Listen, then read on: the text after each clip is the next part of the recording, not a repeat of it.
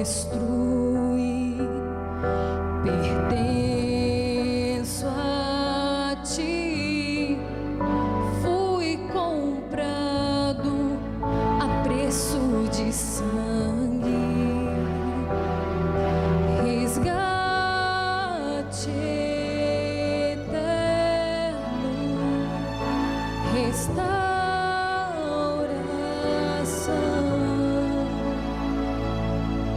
E agora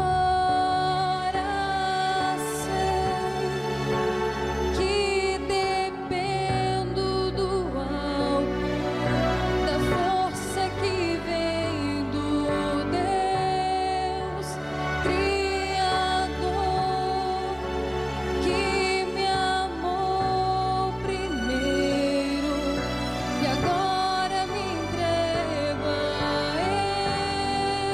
esse amor.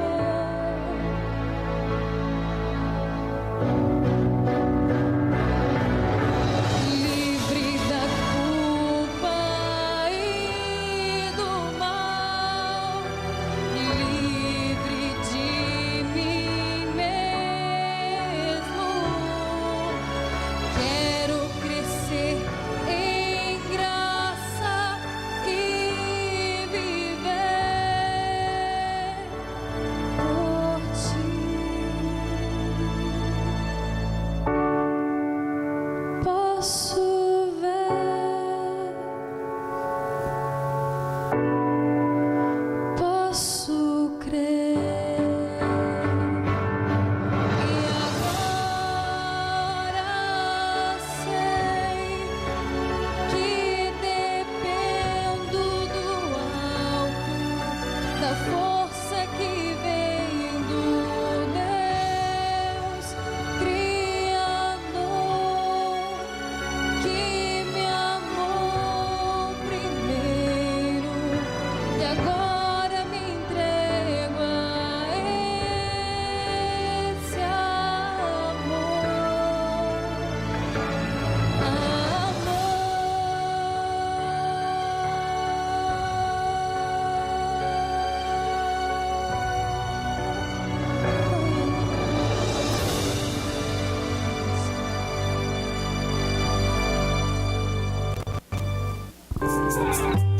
ajoelhado aqui estou,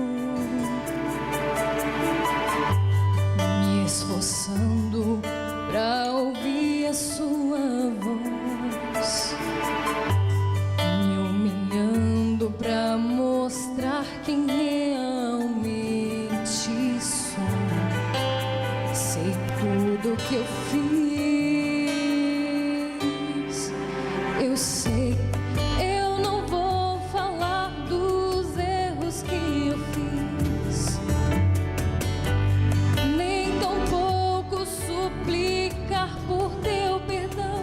Minha vida inteira já conheces, sabes o meu coração. Eu só quero ficar aqui, me deixe ficar aqui.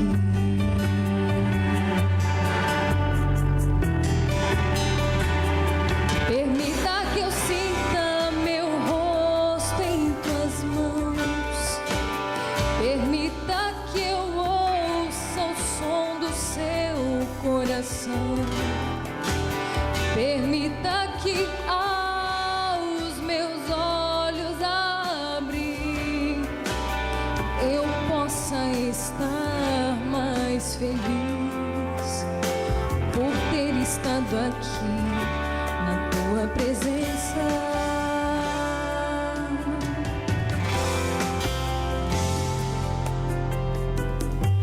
Ajoelhado ainda estou, me perguntando quanto tempo já passou, quantas vezes supliquei a ti sem merecer as bênçãos que em mim derramou. Minha vida atenção. Sou indigno para que ouça essa oração, mas sei que tua graça me alcança, mesmo sem eu desejar. Eu só quero ficar aqui e deixar ela me encontrar.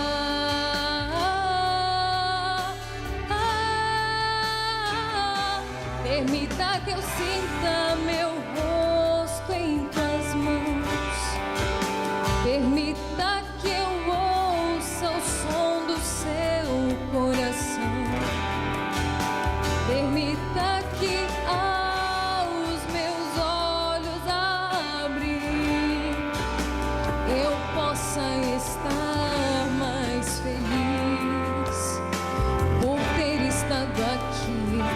Permita que eu veja a tua face, ó Deus.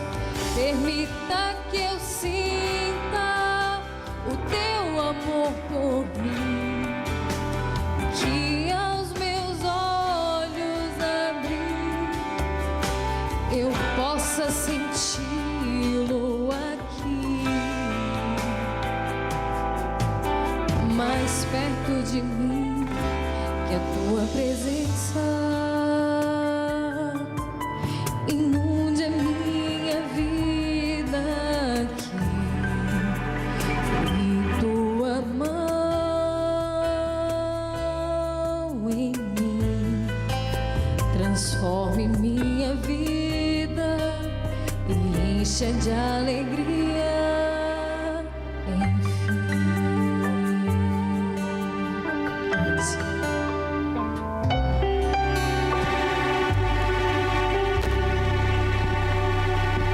Nós agradecemos a Lara pela mensagem musical. Logo mais no final teremos a oportunidade de ouvi-lo novamente. Permita, conforme essa linda mensagem cantada, permita que o Senhor fale ao seu coração nesta manhã. Cuideis também para que nenhum celular, nenhuma criança, para que a sede ou a vontade de ir no banheiro, de levantar, te tire a atenção da mensagem nesta manhã. Certamente Deus quer lhe falar. Então prepare o nosso coração, esteja em espírito de oração, enquanto nós convidamos aqui o Sérgio Amaral, que Deus abençoe por ter bondosamente atendido o convite. Que Deus o use neste momento. Ele é daqui da Vila Rica, alguns não conhecem, né? E é um servo de Deus que tem sido usado por Deus através da música e também em especial através da mensagem, né? Que Deus o use novamente. Obrigado, irmão. Obrigado a Lara pela mensagem inspiradora. Obrigado a Deus pelo privilégio e a oportunidade de rever os meus queridos irmãos aqui da Brasilândia. É sempre um prazer muito grande poder estar junto com os irmãos, partilharmos da palavra de Deus. Quando eu escuto, ouço mensagens, eu vejo mensagens, né? Como nós escutamos hoje no Provai e Vede, é impossível não se emocionar. Eu passei por experiências semelhantes, creio que alguns irmãos também tiveram dificuldades, e Deus agiu de uma forma espetacular, maravilhosa. Já tive a oportunidade de contar esse testemunho aqui para os irmãos da Brasilândia. E hoje o meu moço, para a honra e glória de Deus, está lá na igreja do Imirim, louvando o nome do Criador. Né? Os irmãos, quando forem orar, não se esqueçam de orar por minha família, em especial pelo Rafael, pela Júlia. Né? Estão procurando também servir a Deus, louvar a Deus. E nós também sempre estaremos orando pelos nossos queridos irmãos. Muito bem, queridos. Quando a Segunda Guerra Mundial ela começou,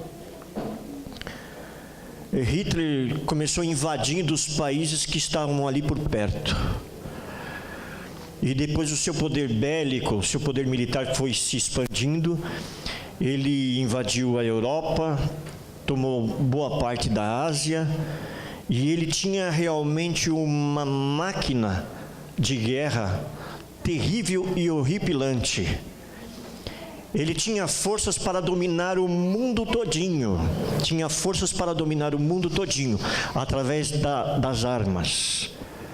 Mas nós sabemos que Deus, Ele não permite, porque por detrás da vontade humana, por detrás da atuação de governantes, assim como por detrás de cada ser vivente neste planeta, há um conflito. E quando o véu ele é levantado, nós podemos entender com clareza essa luta entre o bem e o mal, entre as forças das trevas e as forças da luz, entre Jesus Cristo, o nosso grande capitão, o nosso grande Salvador e Criador, e Satanás, aquele que quer usurpar o seu trono, quer tirar o seu direito, aquele que almeja toda a honra e toda a glória para si, aquele injusto anjo que se rebelou lá em cima nos céus contra o Criador e tentou tomar aquilo que por direito pertence a Deus, que é toda a honra, toda a glória e todo o louvor. Ele é tão sagaz, ele é tão terrível, ele é tão tremendo, ele é tão tinhoso, queridos irmãos, ele é tão baixo, que quando Cristo Jesus, o próprio Criador, na carne esteve aqui nesta terra, Ele não perdeu tempo em ir no monte da tentação, lhe fazer sugestões, lhe fazer convites. Você não precisa de passar pela morte que está preparada para você. Se você de joelho dobrar e me adorar, tudo isso que você está buscando, que é este mundo, eu vou dar nas tuas mãos, porque está nas minhas mãos e eu dou para quem eu quero. Mas Jesus, ele resistiu bravamente, queridos. Ele disse: está escrito, só ao Senhor teu Deus adorarás e só a Ele darás culto. E isto, queridos irmãos, para aqueles que são servos da verdade, para aqueles que seguem a luz, colocar Deus acima de qualquer honraria terrestre, acima de qualquer situação terrestre, muitas vezes equivale a perder a própria vida. Mas, queridos irmãos, nós temos promessa de Deus: ser fiel até a morte e dar-te-ei a coroa da vida. Na Segunda Guerra Mundial, Hitler, primeiramente, ele esparramou suas forças e tentou tomar o mundo todinho. E depois, por fim, ele ainda teve forças para atravessar o Atlântico e vir atacar o Brasil, aqui afundando um navio brasileiro. O Brasil, que tinha se declarado neutro, foi obrigado também a entrar numa guerra. Estava despreparado, mas entrou, e as forças brasileiras tiveram papel importante, preponderante na derrota de Hitler. Muito bem, queridos irmãos, da mesma forma e da mesma maneira, do mesmo modo, do mesmo jeito, Satanás também, ele entrou neste mundo. Algumas pessoas pegam aquele texto que está lá no Apocalipse, que diz que ele foi jogado para a terra. Ele não foi atirado para a terra. O nosso Deus é um Deus de amor, é um Deus de misericórdia. Jamais ele pegaria alguma coisa que fosse ruim lá em cima nos céus e atiraria para nós no planeta Terra. Não, pelo contrário.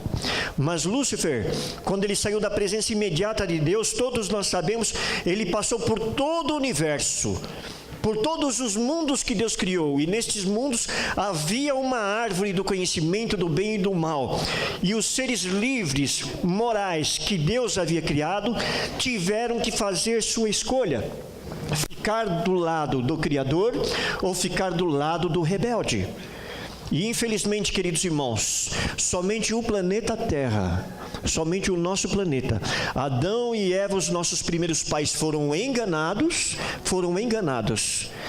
e abriram as portas do coração e da alma para que Satanás ele pudesse agir. Sim, queridos irmãos.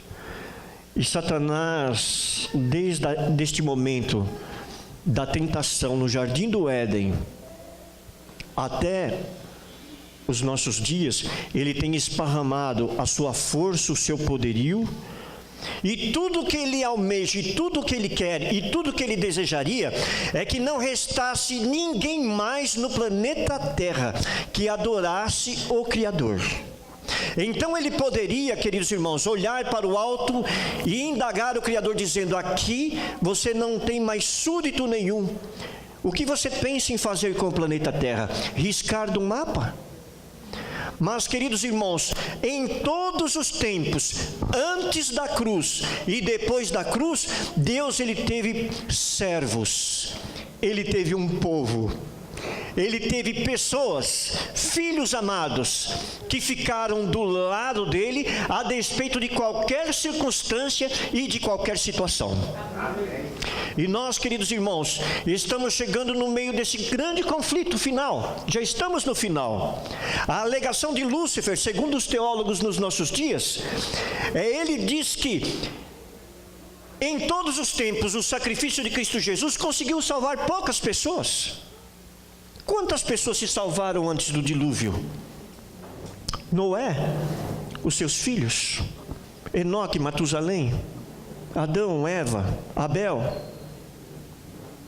1620 anos, e ele diz: poucas pessoas, este grande sacrifício que você fez, poucas pessoas são.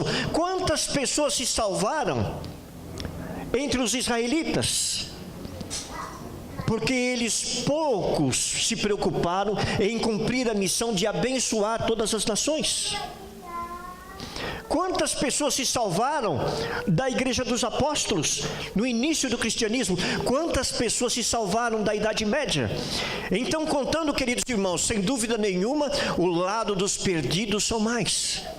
Naquele mesmo dia, quando se contar os perdidos de todas as gerações, a Bíblia diz que serão incontáveis, inumeráveis, como a areia do mar. Mas a última geração, queridos irmãos, este último grande conflito que vai ser tremendo, conflito que vai ser dantesco. Ellen White usa alguns adjetivos impressionantes: o conflito dos séculos, a grande batalha final. Neste último conflito, queridos irmãos, um número de 144 mil filhos de Deus, servos fiéis, ficarão em pé pela verdade. E não é, queridos irmãos, na minha modesta opinião, um número literal. É um número simbólico. É um número, queridos irmãos, que quando traduzido, ele representa nada mais, nada menos do que pessoas que amaram a Cristo Jesus, amaram o seu Salvador, com todas as forças da sua alma, com todo o seu coração, amaram tanto que foram capazes até mesmo de dar a vida, estão dispostos mesmo a dar a vida, por amor e por honra ao Salvador e Criador Cristo Jesus. Está, queridos irmãos, a tua vida nesta situação? Está você disposto a dar a vida por amor a Cristo Jesus? Estou eu disposto, do fundo do meu coração, a dar a vida pelo Salvador? Ser fiel até a morte, e dar-te-ei a coroa da vida. Nem mesmo a morte, queridos irmãos, poderá impedir os santos de alcançar o prêmio da vida eterna que Cristo Jesus tem para dar para cada um de nós. Sim, queridos irmãos, o conflito está chegando ao final. O conflito está chegando ao final. Quando nós olhamos para a história, nós temos condições de ver todos os tempos e cada um desses tempos. Como foi, o que foi que passaram os nossos irmãos no passado, e o que é que eles fizeram, e o que é que Deus ele fez por eles. Quando nós vamos estudar a Bíblia, do Gênesis capítulo 1 até o Gênesis capítulo 6, nós temos 1620 anos de história.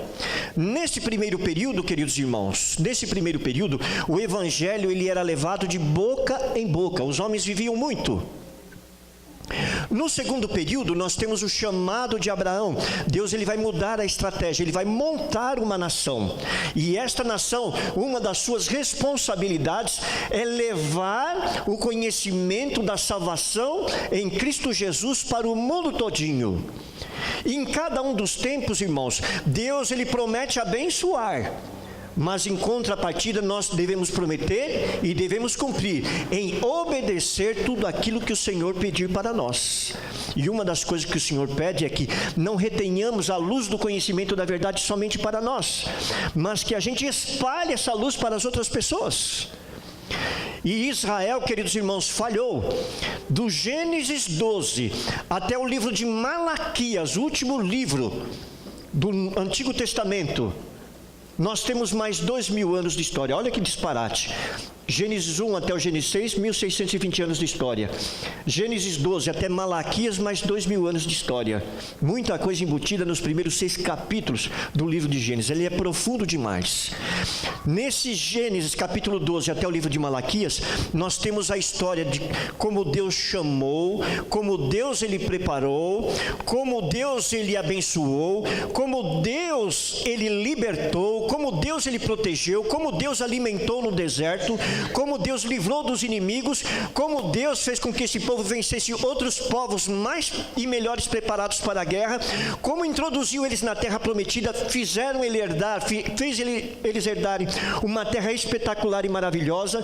A Palestina ali era o centro das nações. Todos os povos, para ir de uma região para outra, tinha que passar por ali. Era o centro do mundo.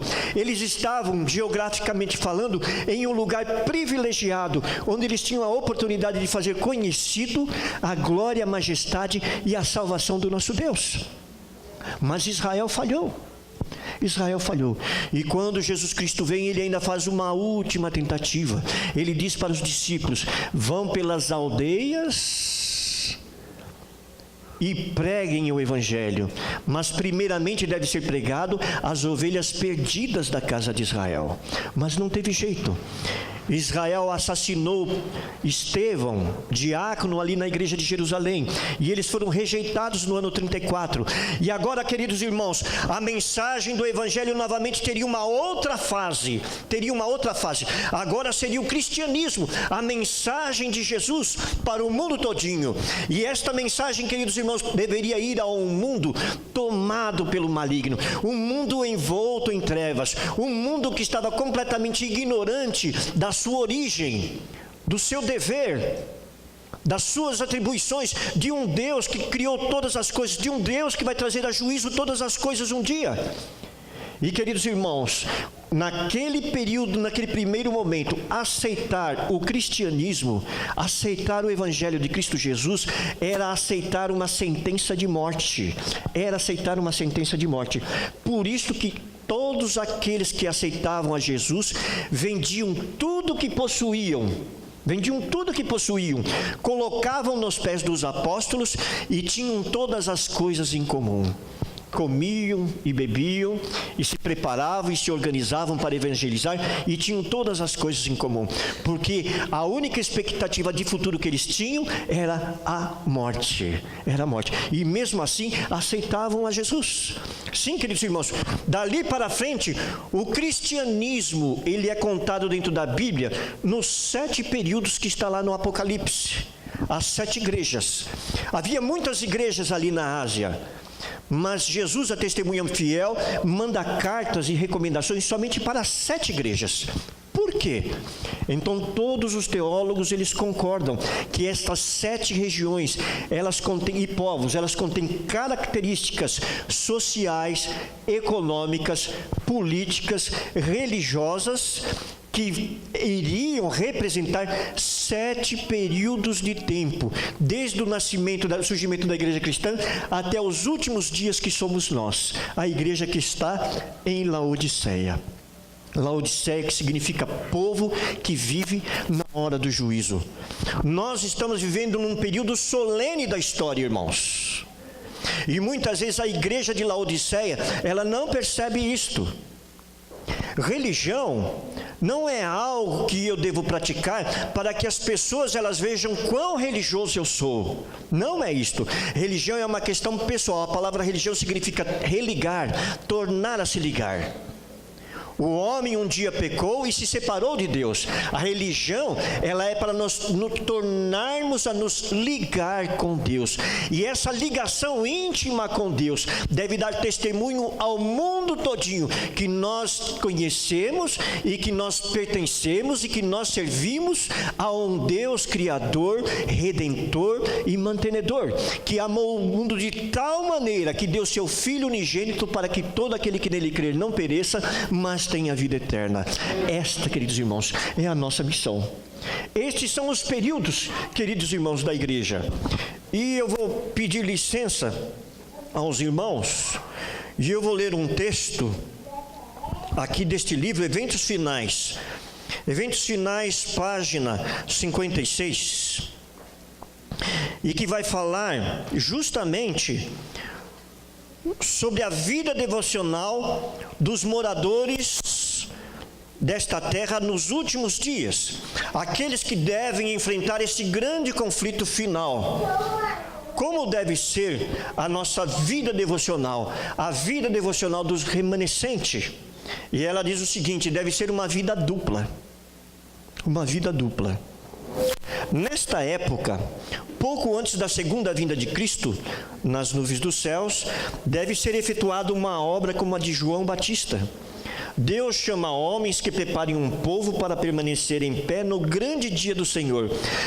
Para transmitir tal mensagem como a de João, precisamos ter uma experiência espiritual como a sua. A mesma obra precisa ser efetuada em nós. Temos de contemplar a Deus e, contemplando-o, perder de vista o próprio eu, o próprio ego. Eu acho que eu já preguei essa mensagem também aqui na igreja da Brasilândia. Este é o grande problema que nós enfrentamos, irmãos. Esse é o grande problema que nós enfrentamos. Quando a gente pensa em estudar o livro de Daniel, geralmente as pessoas pensam: olha, vamos falar de profecias. Não. Uma das grandes mensagens do livro de Daniel tem a ver com a conversão do rei Nabucodonosor. Quem era Nabucodonosor? Um contemporâneo de Daniel, o profeta Abacuque, diz que era um homem avarento, ganancioso, soberbo, blasfemo, violento, terrível. E depois, queridos irmãos, ele tem o sonho da estátua. E Deus prepara o servo dele para ir lá e transmitir a mensagem: você não é o dono do mundo. O teu tempo vai passar. Deus é quem está usando você para esse tempo, para esse período, como espada nas mãos dele para castigar as nações. Mas o teu tempo vai passar. Mas o rei Nabucodonosor não se conforma com essa mensagem. Aí ele vai e faz uma estátua toda de ouro. O que ele está dizendo? Meu reino nunca vai... Quem é esse Deus? O meu reino nunca vai passar. Aí ele é humilhado pela fidelidade dos 3 jovens hebreus. E ele mesmo reconhece: nós não jogamos 3 lá dentro da fornalha? Quem é esse quarto?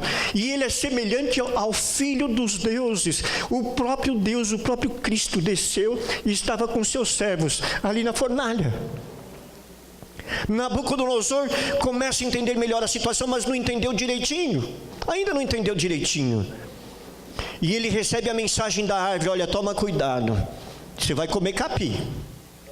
Você vai comer capim, para aprender que há um dominador lá em cima. Não é do jeito que eu quero, não é do jeito que você quer, não é do jeito que nós queremos. Nós não devemos adorar a Deus do jeito que eu quero, do modo que eu quero. Isso é adoração de Caim. A adoração que Deus ele pede é diferente. É Ele quem dita regras e normas, jeito, modo e tempo. E parece, queridos irmãos, que mesmo a igreja remanescente dos últimos dias, depois de todas essas mensagens, também não aprendeu. Tem tantas pessoas vindo do jeito que quer, do modo que quer, vestido do jeito que bem entende, com as coisas que quer, falando o que quer. E não é assim. E Nabucodonosor, ele precisava de aprender. E os teólogos dizem que durante 1 ano e meio, depois que ele recebe a mensagem da árvore, ele fica calmo e tranquilo no lugar dele, bem humilde, só na aparência. Até que lá um belo dia o coração insensato dele não aguentou. Ele abriu a bocona grande dele para dizer: esta não é a grande Babilônia que eu construí para a minha honra, para a minha glória, para a minha majestade. No mesmo instante aparece um anjo nos céus e dá o decreto. E nesse decreto, queridos irmãos, 7 anos comendo capim. 7 anos comendo capim. para aprender que nós não somos nada. Deus é quem é tudo. Irmãos, este é o grande problema da igreja remanescente, é o meu problema e é o problema de cada um de nós. Nós não temos como negar. Vez por outra, o nosso eu, o nosso ego aparece e atrapalha as grandes coisas, as grandes bênçãos que Deus quer trazer sobre a nossa família, sobre a nossa vida e sobre a igreja também. Morrer para si mesmo é a coisa mais difícil, e ela aqui está dando a fórmula. Olhem para Jesus. Dobrem o joelho.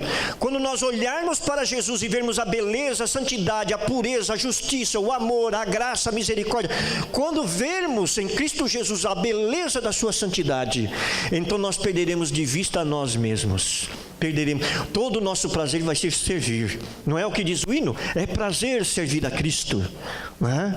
Muito bem, continuando ela diz: a comunhão com Deus refletir-se-á no caráter, na vida. Os homens conhecerão em nós, como nos primeiros discípulos que estivemos com Jesus. Eis o que dá ao obreiro um poder que nada mais será capaz de lhe comunicar. Jamais devemos permitir ser privados de tal poder. Carecemos de viver uma vida dupla, vida de pensamento e de ação, de silenciosa prece e infatigável trabalho. Novamente aqui no final, ela dá a fórmula da salvação. Fórmula da salvação. Se eu perguntasse para a igreja da Brasilândia, quem gostaria de ir morar com Jesus nos céus? Todos nós queremos. É o grande desejo da nossa vida. É por isso que estamos passando por esse conflito. Tenho certeza absoluta que os meus queridos irmãos têm feito grandes sacrifícios para permanecer no caminho da salvação. Os irmãos, nós temos deixado muitas coisas do mundo para trás. Todos nós desejamos a salvação. E qual é a fórmula? Oração, estudo da palavra e trabalho missionário. Invariável. 37 anos estou dentro da igreja, tenho certeza que provavelmente tem irmãos aqui que tem mais tempo do que eu de igreja, tá? E essa fórmula, ela nunca muda. Quer ter boa vida espiritual? Quer ter prazer nas coisas celestiais, quer ter alegria quando entrar pelo santuário de Deus dentro do coração, quer ter prazer em cantar, louvar, entregar seus dízimos, suas ofertas, falar do amor de Jesus, quer ter esse prazer, quer ter Jesus morando no teu coração? A fórmula é esta: estudo da palavra, oração, comunhão e trabalho missionário. Não muda. Sim, queridos irmãos, em todos os tempos foi assim. E a Bíblia, ela está repleta de pessoas que foram homens de estudo, homens e mulheres de estudo, de trabalho e de oração. Por isso eu pedi para ler também aquele texto quando a irmã me perguntou, né, que texto nós vamos ler? Ó, tu que ouve as orações, a ti virão todos os homens. E muitos dos meus irmãos, eu creio que todos sabem do que eu estou falando. Que coisa espetacular é quando você está num aperto, que você está numa dificuldade, que você está num conflito, que você está numa luta e as portas se abrem. Rubens, eu tive na nossa profissão um privilégio bastante interessante. De certa feita, na época do Collor, a situação estava difícil, nós estávamos vindo de Santo André, eu, a minha família, juntamos tudo o que tínhamos, e estávamos comprando aqui em Itaipas, terminamos de construir, tivemos que até vender o carro que tínhamos, para poder terminar, para não ficar devendo nada no depósito, onde compramos o material, não ficar devendo nada a ninguém, e serviço não entrava, o serviço não vinha, e estava difícil para todo mundo, E num momento de crise muito grande, a minha esposa estava indo para o colégio adventista, para tirar o meu filho da escola adventista, que nós não teríamos no próximo mês como pagar a mensalidade. E no auge de uma crise eu dobrei meu joelho e falei: Senhor, o Senhor é o Criador dos céus, da terra e de todo o universo. A tua palavra diz que o Senhor está sentado sobre o globo da terra, que os moradores dela planejam como se fossem gafanhotos. O Senhor que nos fez a sua imagem e semelhança, que fez Nós com os ouvidos, com a boca, com o coração, com a mente, com os olhos. O Senhor olha, o Senhor enxerga, o Senhor vê. Nada se furta ao seu olhar. Pai Celestial, o Senhor vê não só a minha necessidade, mas a necessidade de cada um dos teus filhos na face da terra, neste momento da história de conflito econômico que o nosso país e que o mundo está vivendo. E eu tenho certeza absoluta que o Senhor tem poder. E se o Senhor desejar, vai fazer fila de pessoas na minha porta para fazer móveis comigo. Rubens, eu mal acabei de falar, a campainha tocou. Eu estava em casa, eu tive que descer para atender uma senhora. Escuta, o senhor é marceneiro? Eu preciso de fazer um molde. Deus já sabia de antemão ele sabia todas as coisas. Por que ele sabia de antemão? Porque ele nos conhece desde a eternidade. Ele conhece cada um desde a eternidade. Ele sabe da tua luta, ele sabe da tua dificuldade, ele sabe do teu problema. Só que, queridos irmãos, ele pede uma coisa espetacular para nós. Ele diz: não olha para o teu problema, não olhe para as tuas dificuldades, continue olhando para mim. E as águas não vão te submergir. Pelo contrário, você vai passar pelas águas e você não vai afundar. Você vai passar pelo fogo e o fogo não terá poder sobre tua vida. E assim, queridos irmãos, em cada um desses conflitos nós passamos incólumes, nós passamos sem sofrer um arranhão sequer, para a honra e glória de Deus. Deus, Ele sabe da necessidade que nós temos dEle, irmãos. E essa necessidade foi Ele mesmo que implantou. Por isso que quando a pessoa ela vive sem Deus, ela vive uma vida vazia. Ela vive uma vida, queridos irmãos, de tristeza, de angústia e sofrimento. Uma vida sem esperança, sem expectativa. Porque somente em Deus há salvação. E, queridos irmãos, se Deus implantou em nós essa necessidade que nós temos dEle, jamais Ele se furtaria em estar perto de nós. Pelo contrário, já lá no jardim do Éden, Ele visitava o sagrado casal a cada viração do dia. Por que Ele visitava? Porque Ele sabia que Adão e Eva tinham necessidade de contemplar o rosto do seu Criador. Como uma criança tem necessidade de contemplar o rosto do pai e da mãe.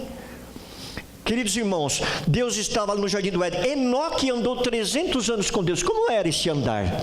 Esse andar, irmãos, era um andar de comunicação. O Senhor aparecia, quando o Senhor aparece, Deus aparece, mas Ele vela a sua glória. Em teologia se chama teofania. Várias vezes o Cristo Ele fez isso. Ele vela a sua glória para que a fraqueza humana, o ser humano possa suportar a sua presença, e Ele vem pessoalmente conversar. Isso se chama teofania. Então, queridos irmãos, Enoque andava em comunhão com Deus, em oração, noite e dia. Ellen White diz que às vezes esse servo de Deus, ele passava a noite todinha em comunhão com Deus, conversando com o Pai, conversando com Jesus.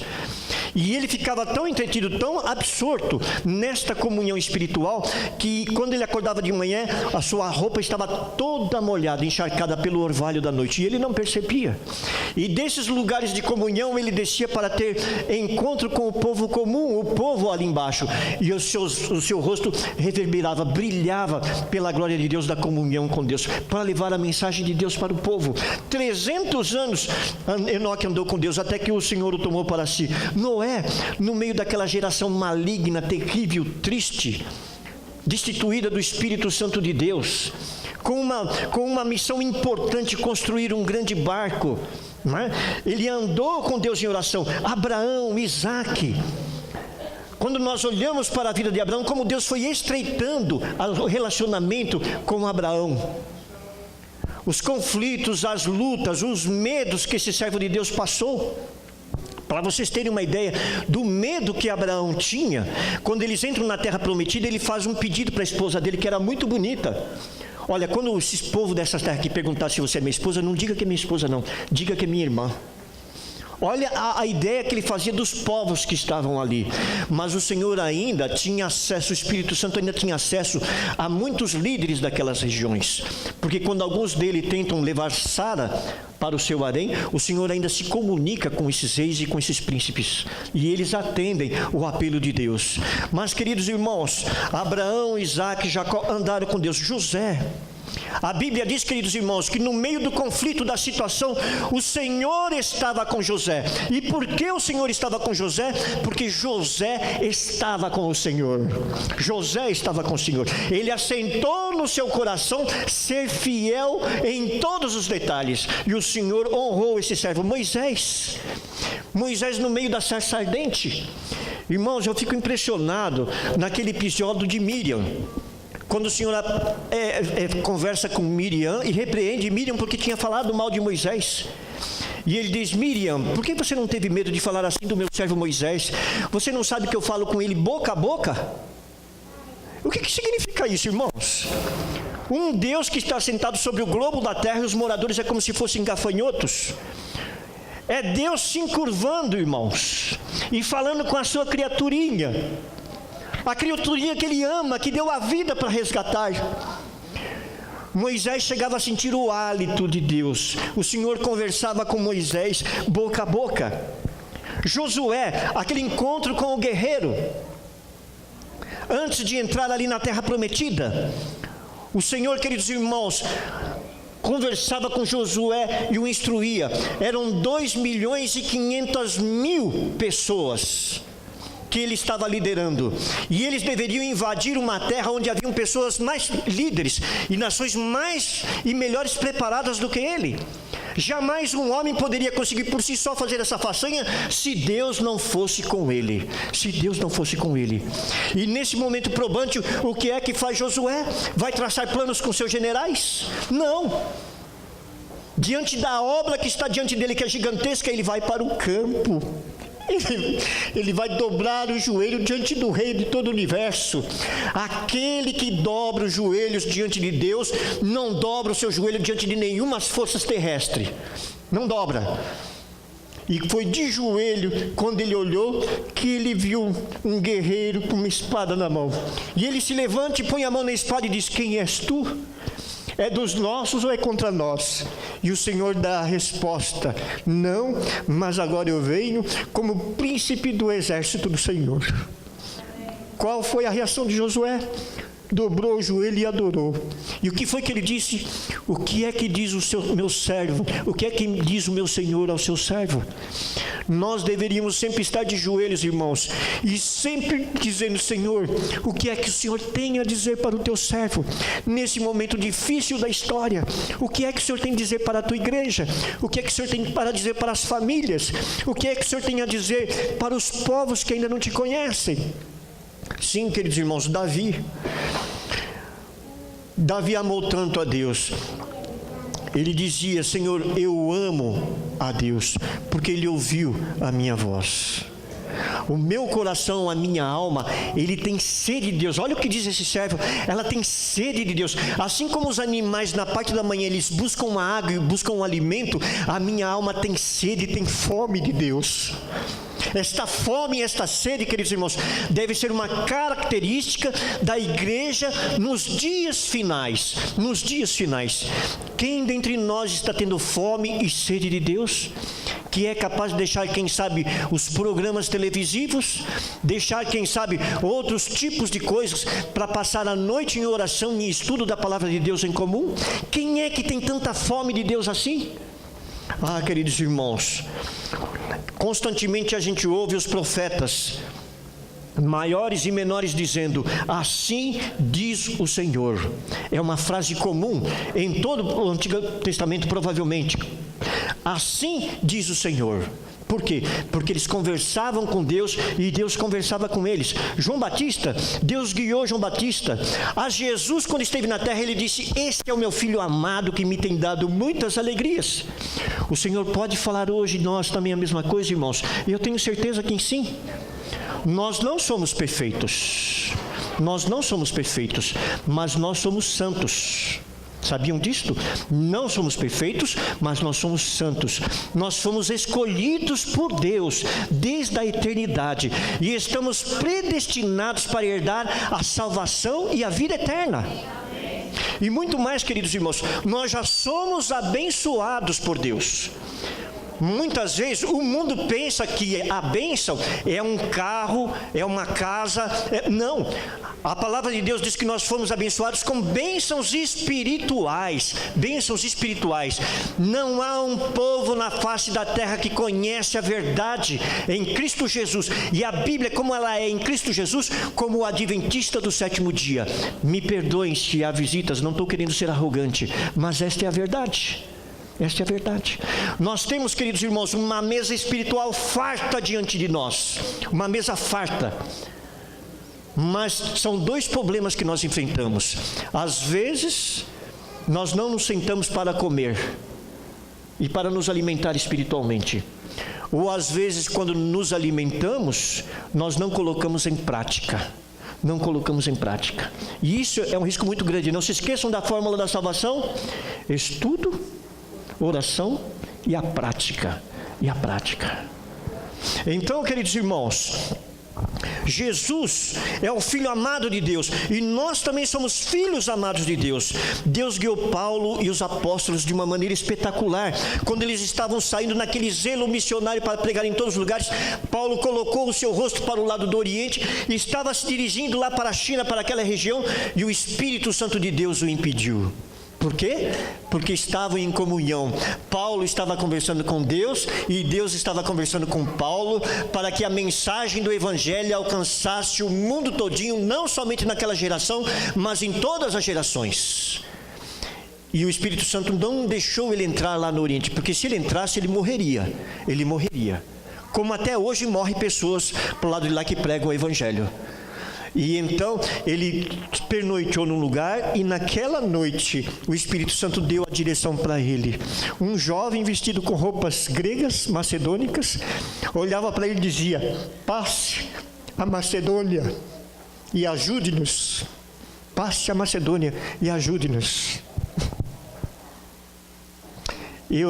Durante um tempo, eu frequentei algumas igrejas pentecostais, e tinha um hino bonito que falava a respeito disto. Passa a Macedônia, vem nos ajudar, a seara é grande, venha, ó irmão, leva esta mensagem e com Cristo vá buscar muitas almas para o reino de Sião. E é a verdade, irmãos. O Senhor hoje ainda está falando à sua igreja: passa a Macedônia. A seara é muito grande, os obreiros ainda são poucos. Passa a Macedônia. O Senhor estava guiando Paulo. Deus guiou a igreja na Idade Média, os mártires, através da oração, do estudo da palavra, da comunhão. Deus dirigiu os pioneiros da igreja remanescente. Estas verdades que hoje nós temos, as doutrinas e toda a verdade e toda a estrutura da igreja adventista do sétimo dia, irmãos, nós herdamos. Nós que estamos chegando agora, é uma herança. E é por isso, queridos irmãos, que às vezes a gente não dá valor e não sabe o quanto custou isso daqui. Custou muito joelho ralado no chão, muitas noites de sono, muito sofrimento, muito debate espiritual. Foi muita luta e muito conflito, queridos irmãos, para a igreja se tornar aquilo que ela é hoje. Aquilo que ela é hoje. E nós, queridos irmãos, temos o grande privilégio de pertencer a toda essa estrutura. E termos herdado toda essa estrutura. Nós temos todas as coisas preparadas, ajustadas e mastigadas nas nossas mãos, e às vezes a gente não dá valor. Deus, Ele guia a igreja hoje, meus irmãos. Ele guia a igreja hoje. Deus guia a tua vida, Deus guia a minha vida, Deus guia as nossas famílias. Mas, queridos irmãos, está chegando a hora final. Quando a gente olha para o cenário político, religioso, social dos dias, nós podemos dizer o seguinte: a peça está montada. Eu tenho para mim que os atores já estão em cena. O Papa atual, esse presidente dos Estados Unidos, alguns outros líderes mundiais que vão ter também importância muito grande. A sociedade, a forma como vive a sociedade hoje em dia, os personagens já estão em cena. E qual é o nome dessa peça? O fim do mundo. Fim do mundo para eles, mas para nós um novo começo de paz, de esperança e de felicidade. irmãos, quer ir para os céus? O pregador desta manhã quer ir para os céus? Aqui está a fórmula: oração, estudo da palavra e trabalho em prol da causa de Deus. Deus abençoe a igreja, a cada um dos meus queridos irmãos, que no dia final nós podemos nos encontrar, né, e louvar o nosso Deus que praticou por nós um tão grande ato de amor e de salvação, dando sua vida na cruz do Calvário por nós. Amém.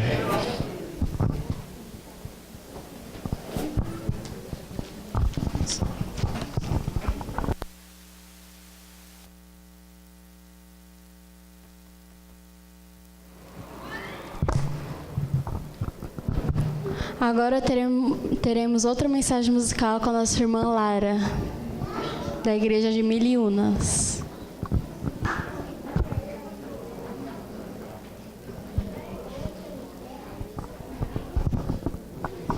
Bom, antes de soltar o hino, né, eu gostaria de comentar sobre ele, falar sobre ele. Em 2014, na minha família não é adventista, só eu. E entre 2013 e 2014, a gente veio passando muitas coisas ruins, né? A gente passa coisas ruins todos os dias. Só que, imagina, eu tenho 23 anos e eu tive depressão, gente. Isso é estranho, né?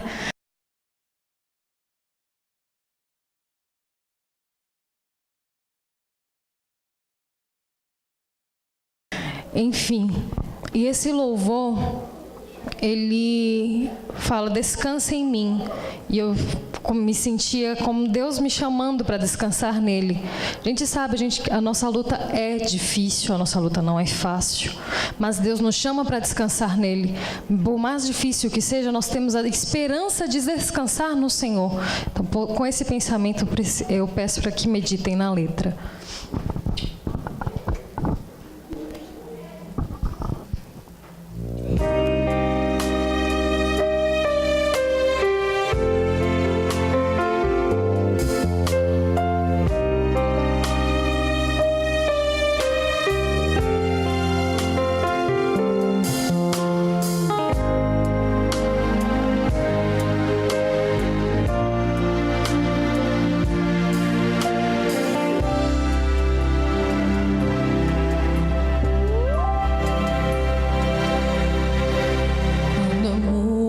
Desaparece, em vez dele surge a dor.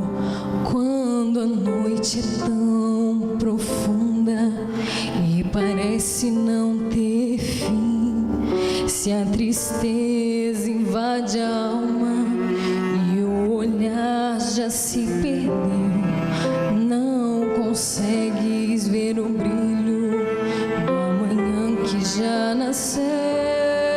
Se o caminho é incerto e o além não podes ver, se os amigos já não sabem com certeza o que dizer, se o céu é tão escuro e traz nuvens de temor e a esperança se confunde na tristeza e na dor.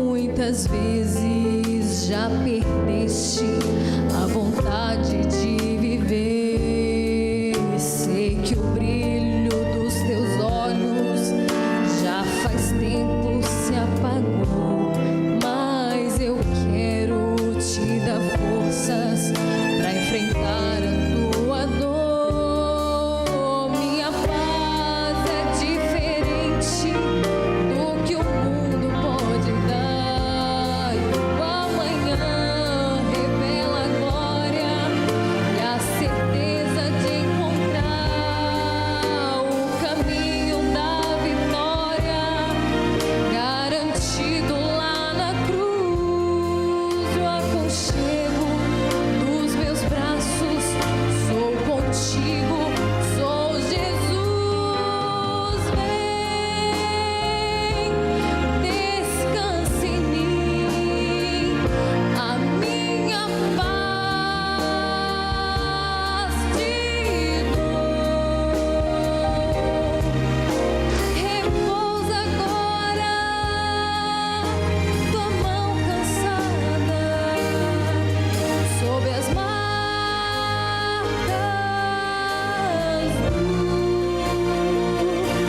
do amor.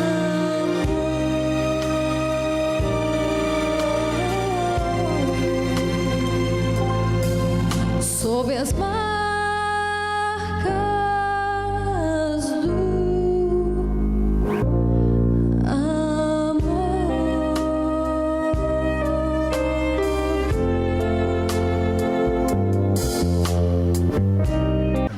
Louvado e bendito seja o teu santo nome, ó Deus. O Senhor é Deus de eternidade a eternidade. O único digno de toda honra, de toda glória e de todo louvor.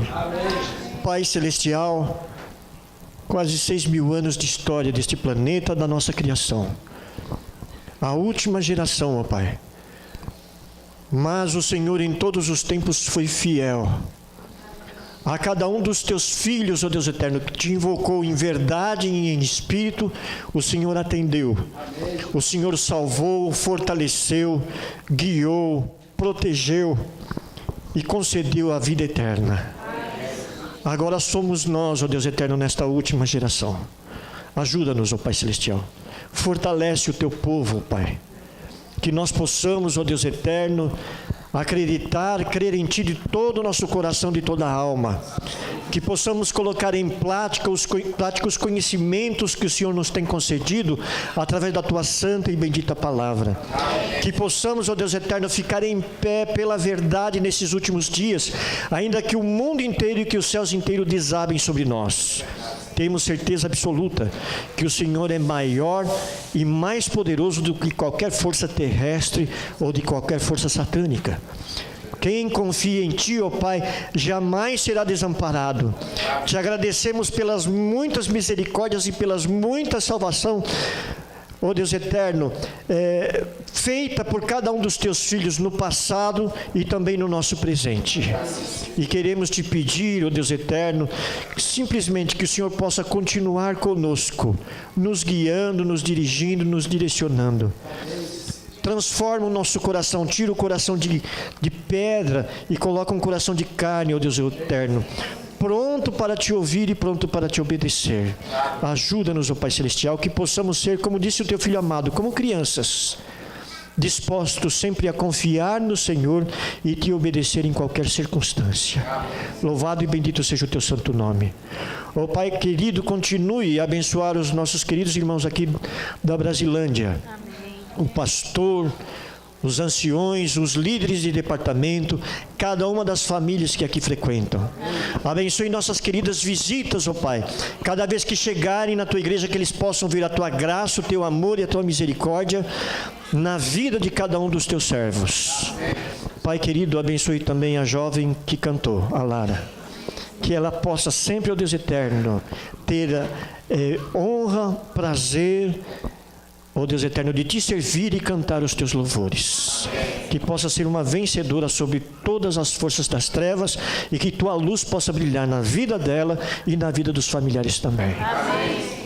Nós Te agradecemos por tudo isso, não porque merecemos, mas em nome e por amor de Jesus. Amém, Senhor. Amém.